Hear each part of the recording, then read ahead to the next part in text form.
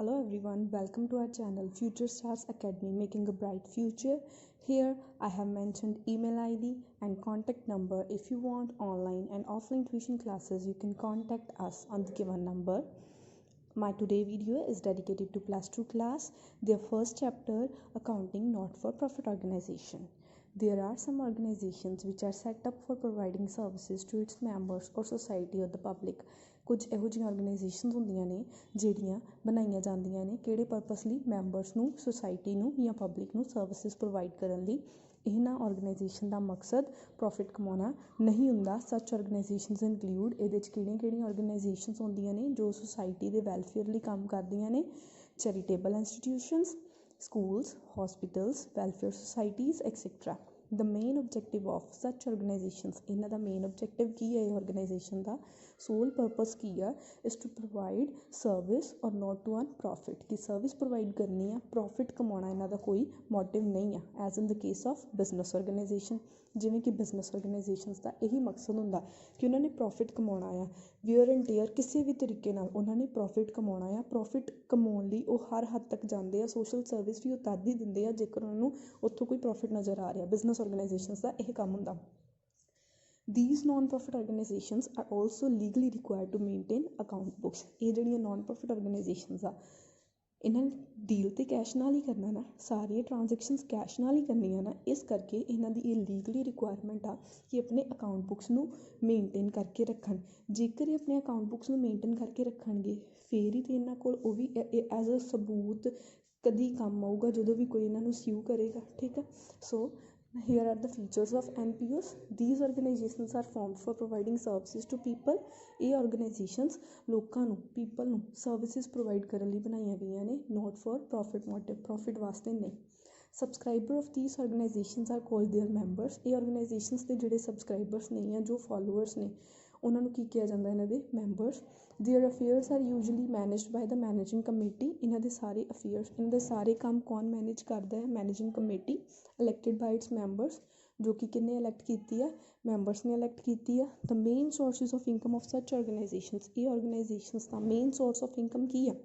Subscription from members. ਜੋ ਇਹਦੇ members ਨੇ ਉਹਨਾਂ ਨੇ ਇੰਟਰਵਲ ਬੇਸਿਸ 'ਤੇ ਸਬਸਕ੍ਰਿਪਸ਼ਨ ਦੇਣੀ ਹੁੰਦੀ ਹੈ ਕੰਪਨੀ ਨੂੰ, ਆਰਗੇਨਾਈਜੇਸ਼ਨ ਨੂੰ, ਉਹੀ ਇਹਦਾ ਮੇਨ ਸੋਰਸ ਹੈ।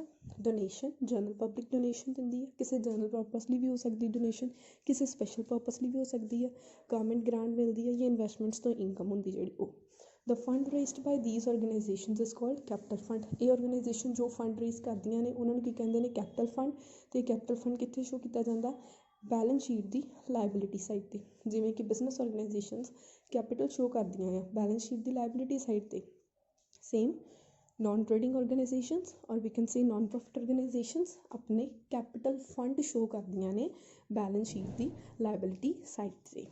okay, and ਇਹ ਇਹਨਾਂ ਦੀ legal requirement 'ਚ ਹੀ ਆਉਂਦਾ ਆ। The surplus generated is not distributed among the members. ਜੋ ਵੀ ਇਹਨਾਂ ਨੇ profit generate ਕੀਤਾ ਹੈ ਉਹ ਇਹਨਾਂ ਨੇ ਆਪਣੇ members 'ਚ distribute ਨਹੀਂ ਕਰਨਾ। They earn reputation on the basis of their contribution to the welfare of society. ਇਹਨਾਂ ਨੇ ਜੋ ਵੀ reputation ਉਹ ਕਿੱਥੋਂ earn ਕਰਨੀ? reputation earn ਕਰਨੀ ਆ society ਦੀ welfare 'ਚ contribution ਕਰਕੇ। Accounting records of non-profit organizations. Normally these organizations do not include in trading activity. ਇਹ organizations trading activities 'ਚ included ਨਹੀਂ ਹੈਗੀਆਂ, but these organizations are required by law to keep proper accounting records. ਪਰ according to law ਇਹਨਾਂ ਨੂੰ accounting records properly maintain ਕਰਨੇ ਹੀ ਪੈਣਗੇ।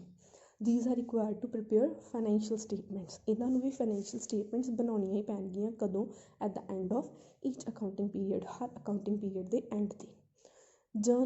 General principles of accounting are applicable while preparing final accounts. ਤੇ ਜੋ accounting ਦੇ ਜਨਰਲ ਪ੍ਰਿੰਸੀਪਲਸ ਨੇ ਉਹੀ ਐਪਲੀਕੇਬਲ ਹੋਣਗੇ ਇਹਨਾਂ ਦੇ ਫਾਈਨਲ ਅਕਾਊਂਟਸ ਬਣਨ ਸਮੇਂ।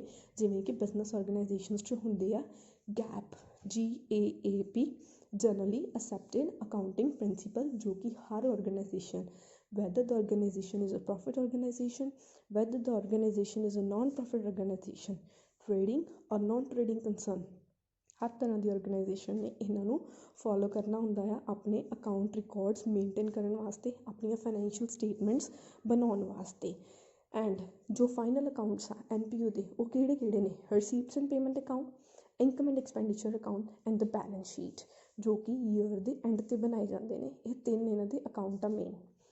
ਅੱਜ ਆਪਾਂ receipt and payment account discuss ਕਰਾਂਗੇ। ਰਿਸੀਪਟ ਐਂਡ ਪੇਮੈਂਟ ਅਕਾਊਂਟ ਕੀ ਆ? It is prepared at the end of accounting year. Accounting year ਦੇ ਐਂਡ 'ਤੇ ਬਣਾਇਆ ਜਾਂਦਾ on the basis of cash receipts and cash payments.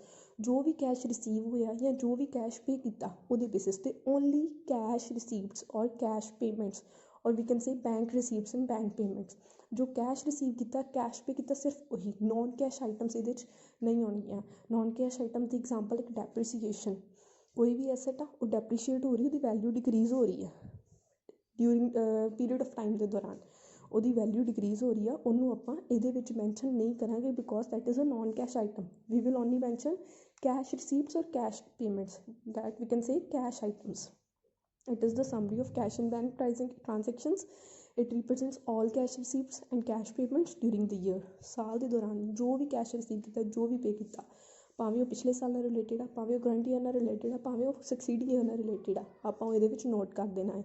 ਇਹ ਵੀ ਨਹੀਂ ਵੇਖਣਾ ਕਿ ਉਹ ਰੈਵਨਿਊ ਨੇਚਰ ਦਾ ਹੈ ਜਾਂ ਕੈਪੀਟਲ ਨੇਚਰ ਦਾ ਹੈ। ਰੈਵਨਿਊ ਨੇਚਰ ਕਿਹੜਾ ਨੇਚਰ ਹੈ? ਜੋ ਟ੍ਰਾਂਜੈਕਸ਼ਨਸ ਅਗੇਨ ਐਂਡ ਅਗੇਨ ਹੋਣ, that R known as revenue transactions.